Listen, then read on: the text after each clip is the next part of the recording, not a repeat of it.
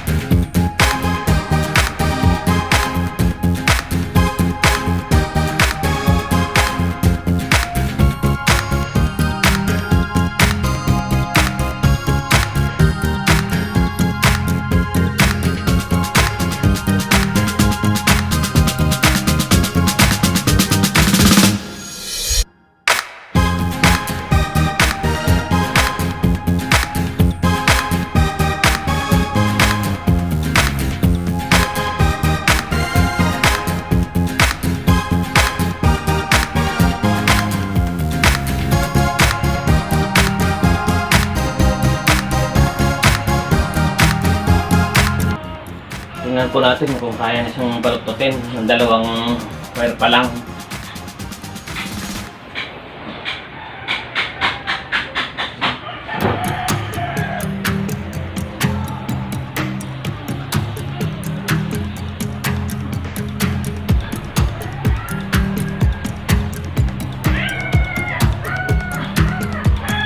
Tingnan po natin ang isa.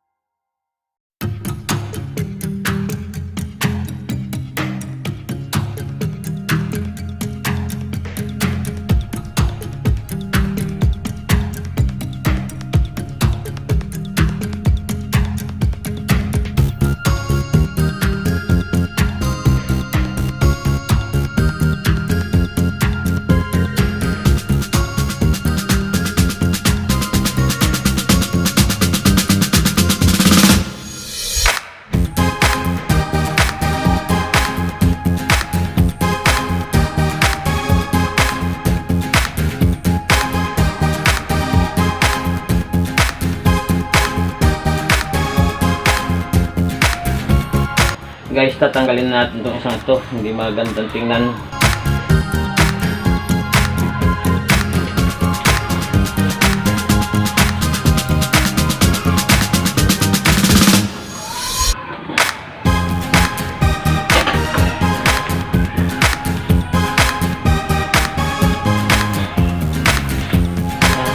Okay na po siya. Yan po, okay na po na i-workshop na natin itong Ficus nana.